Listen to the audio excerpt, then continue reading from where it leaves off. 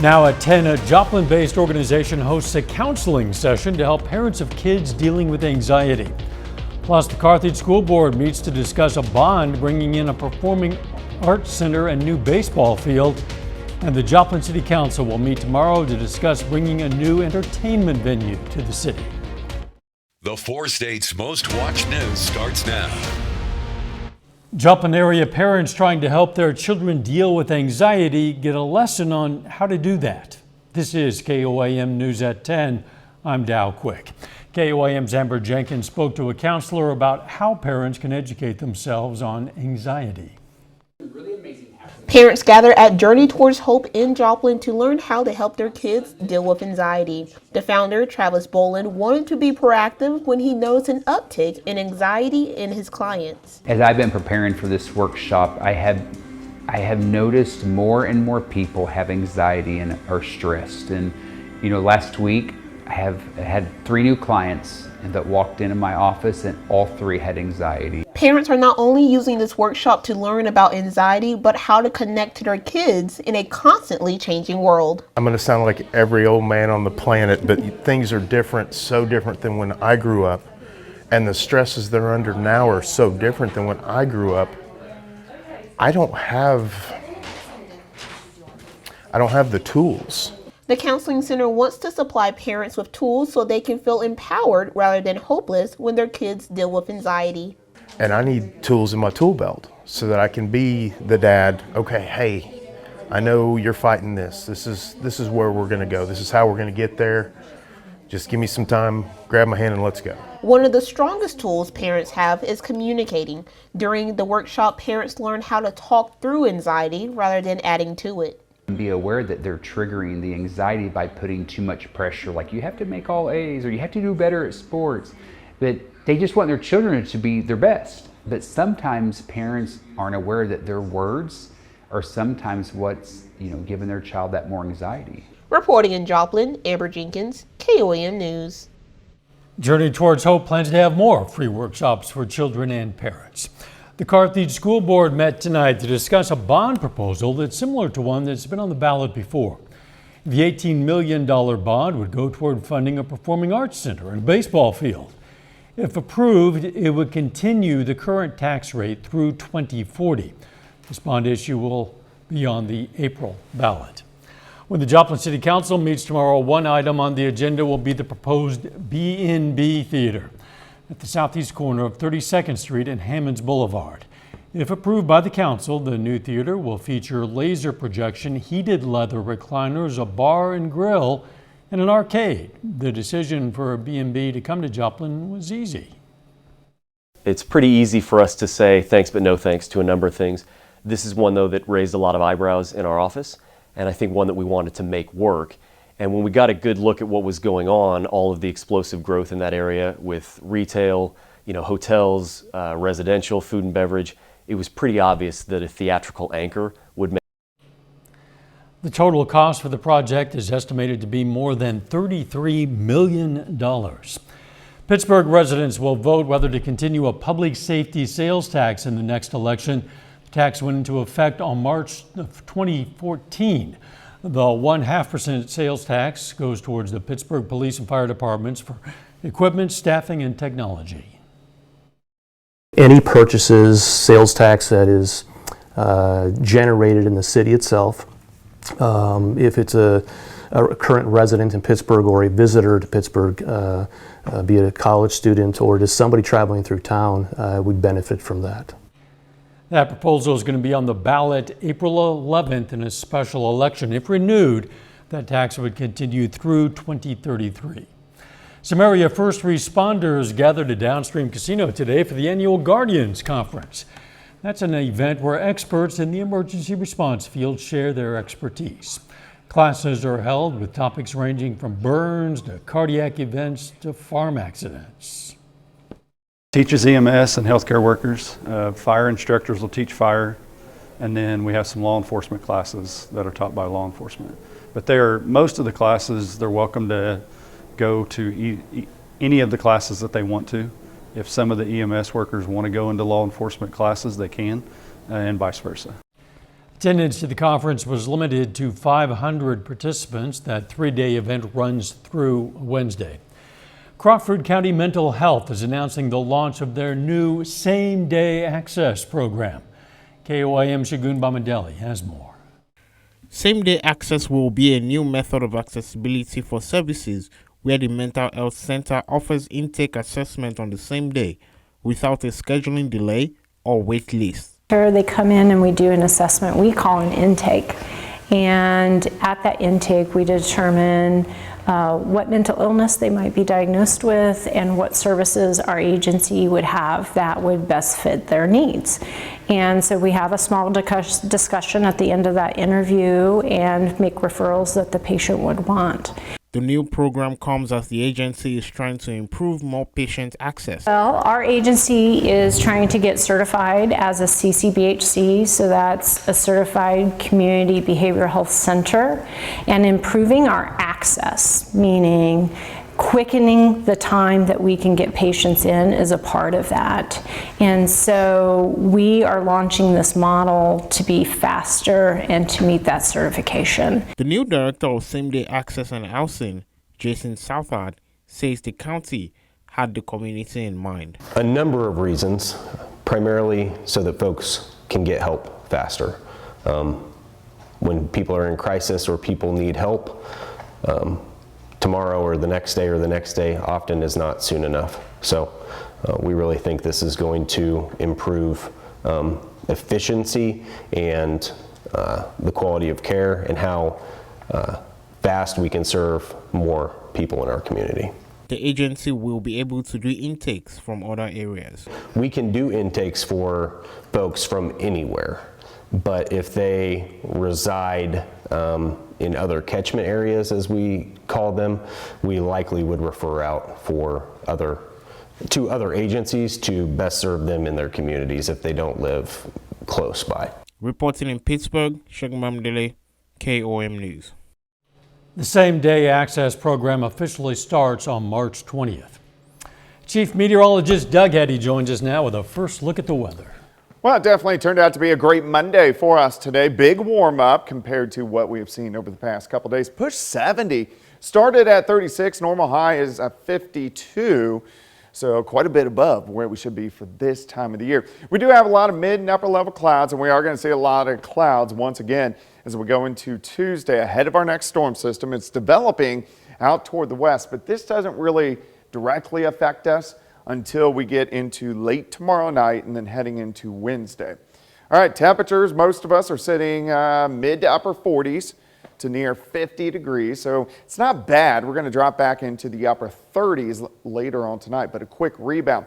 A lot to go talk about really this week. It stays mild and windy through Wednesday. Thunderstorms Wednesday morning. Some of those could be strong. Of course, we're going to break this all down for you here in just a bit. See you soon. Authorities say an Ottawa County, Oklahoma pastor accused of sexually assaulting a juvenile was physically assaulted himself by a member of the victim's family. Court records say 42-year-old Fred Gammon Jr. of Miami is charged with child sexual abuse.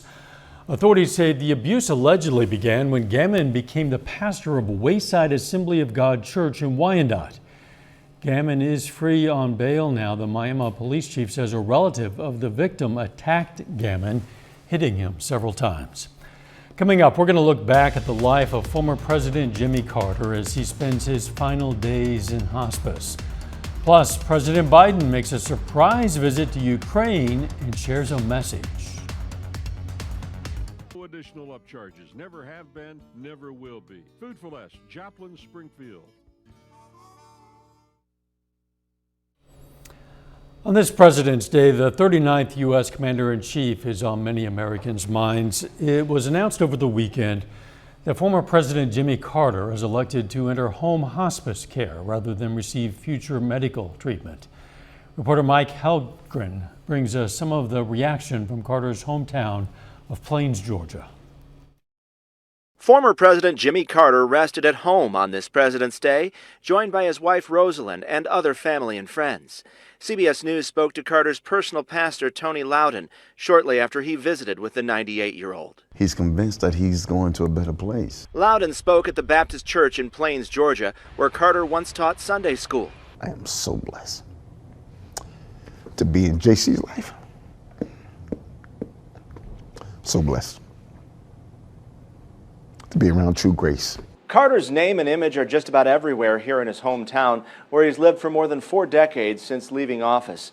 Family and friends are now reflecting on his contributions to the world.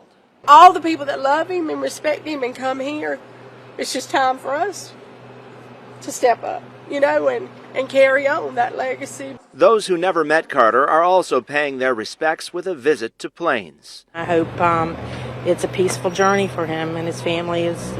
We wish them well. Others stopped by the Carter Center in Atlanta this President's Day weekend. When I think of Jimmy Carter, I think about his efforts outside of the spotlight after the presidency. In some ways, to me, that kind of really reflects the real nature of a person, the real heart of a person. Those remembering Carter's many accomplishments say his heart and good deeds will live on, inspiring others after his final chapter comes to an end. Mike Helgren, CBS News, Plains, Georgia. Carter has been with his wife Rosalind for 76 years. He is the longest living president in American history. President Biden swept unannounced into Ukraine today to meet with President Vladimir Zelensky of Ukraine in a defiant display of Western solidarity with the country still fighting. 1 year later, Kyiv stands, President Biden said after meeting Zelensky. President Biden spent more than 5 hours in the Ukrainian capital consulting with Zelensky on the next steps in honoring that country's fallen soldiers. The Los Angeles County Sheriff's Office says a person has been arrested in the killing of a Roman Catholic bishop who was known for his work preventing gang violence. Police say Bishop David O'Connell, an assistant to the Archbishop of Los Angeles, was found dead in his home on Saturday.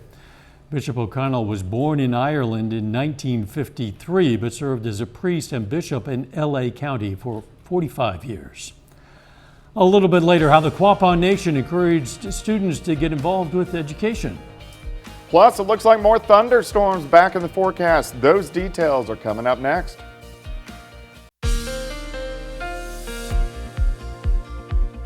Well, we've had a nice little stretch over the past couple days of pretty good weather across the region. 60s for highs. We pushed 70 during the afternoon hours today, even though we are getting some clouds, which are pushing through the region. But at least our temps are going to stay nice as we go through the next couple days. Here's a nice shot. This is the Indigo Sky Casino and Resort just outside of Seneca, Missouri. Let's go ahead and zoom in. It's 48 in Nevada. It's 50 in Monette. Grand Lakes at 42. Pittsburgh 47. A little bit cooler in Neodesha has dropped back to about 39. We can go outside. 7th range line currently sitting at 47. Southerly winds are light, 5 to 10. As we go through the overnight hours, we slide back, upper 30s, quick rebound, 52 by 10, and it's going to be another mild one for us tomorrow. We are going to get some changes, a lot of clouds, and the winds are going to start to pick up ahead of our next storm system. As of right now, just kind of mid and upper level clouds, but if we travel west, way west, just to the southwest of Los Angeles, here's our next wave that is going to give us some thunderstorms and then another system in the Pacific Northwest. That's going to come in behind that system and cool us down for the second half of the week. All right, let's go through time. Upper 30s to near 40 to start early in the morning. Clouds kind of thicken up through the day. We're looking at the noon hour, upper 50s to lower 60s. Clouds continue to thicken during the afternoon. Southerly winds start to pick up, but most of us are going to be upper 60s, 68 in Nevada, 70 in Anderson, Parsons, about 68 degrees. Tomorrow night, clouds continue to thicken. Light showers start to pop up. Here's 3 a.m. As we go into Wednesday morning, here come the thunderstorms. So here's 7 a.m. Scattered showers, thunderstorms. Some of these guys could be strong. I don't think they'll be severe, but they could produce some small hail and some gusty winds. These are going to drive through as we go through the morning. So here's 9 a.m. heaviest on the Missouri and Arkansas side. As we continue through the morning hours, here's 10:30, still scattered showers and a few thunderstorms around. By the noon hour, this starts to exit, we break out, we see sunshine, we warm up again. It's going to be very windy. And then our cold front drops in as we go into Thursday morning, and that will start to cool us back down. All right, first off, rainfall amounts with this next storm system. I think most of us should pick up at least a half an inch. Some areas could approach an inch, which is good. We need the rain. Day planner for you tomorrow, 39 to start, 61 by noon. We'll drop back to 65 with clouds thickening by 5 p.m. Also, I mentioned the winds. The winds increase tomorrow. Gusts are going to be 25 to 30, but they really get moving as we go into Wednesday. Gusts 40, maybe upwards to 45 miles per hour ahead of this storm system, and then behind it, we're going to have northerly winds, which start to cool us down. So highs only into the lower 40s by the time we head into Thursday. So we got a pretty big switch coming over the next few days. 67 tomorrow, 69 on Wednesday. High of only 45 Thursday, down to 22 Friday morning. We have a couple weak waves with showers over the weekend, not a rain out. Bigger system next Monday, and then again next Wednesday and Thursday. So we stay very active over the next 10 days. You meteorologists use that term active like it's a good thing. When It it is comes a to good thing. weather. I guess so. Keeps you employed. Yes. Thanks, Doc. The Quapaw Nation today hosted a STEAM fair to encourage local youth to engage in education. Officials with the nation want to celebrate and encourage students to enter and participate in the fields of science, technology, engineering, art, and math, STEAM. Participants from several area tribes participated and showed their peers their research or presentation. There will be an award luncheon for participants and 2 guests of their choice on Wednesday at Downstream Casino. Still ahead, the Lamar Tigers hit the floor in the first round of the Class 3 District 12 tournament in Diamond. And the Carl Junction girls aim for the outright COC League title in Webb City. Jacob Leonard has those highlights and more up next.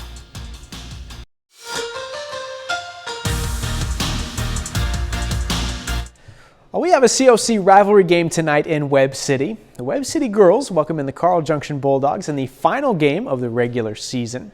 The Cardinals 15-9 coming into this one. On the other side, CJ 24-1, ranked number 1 in the state in Class 5. First quarter, Sammy Mancini, nice fake turnaround jumper. 22 points, 12 boards for Mancini tonight. Webb City leads going to the second. In the second, underclassmen step up for CJ. Sophomore Desi Williams connects from the far side for 3, gives the Bulldogs a 2-point lead. Williams leads CJ with 16. Then another sophomore, Shea Berge, 3 of her own. Carl Junction comes back and leads by 5 at halftime. And to the third, they add to the lead. Chloe Burke, 3 for CJ. They push it to a 9-point lead going to the fourth. Webb City, though, not going away. 2 minutes left. Izzy Lopez, the senior. Big one from deep for the Cardinals to tie the game. But the Bulldogs answer right back. Another 3 from Burke.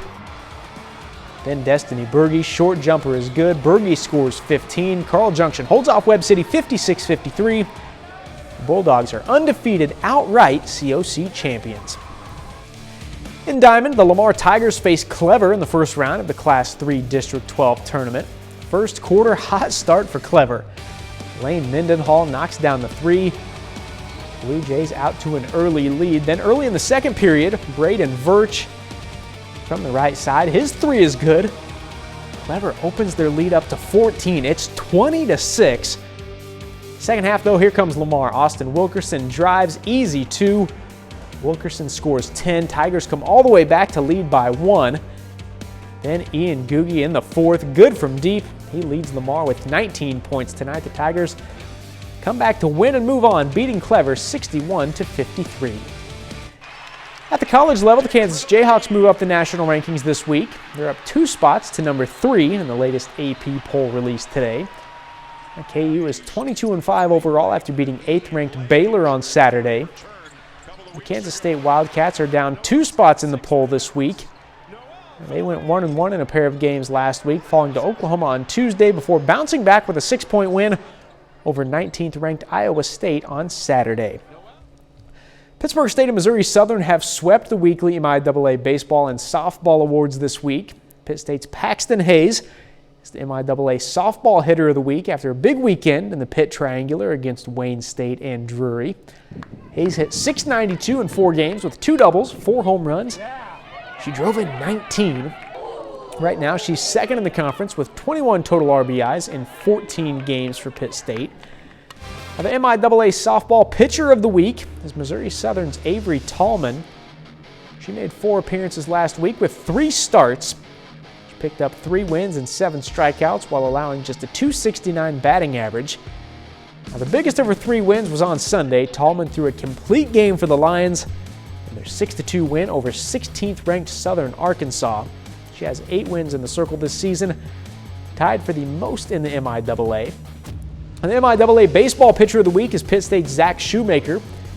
In his start against Sioux Falls on Friday, he threw 5 shutout innings, allowing just 2 hits while striking out 10.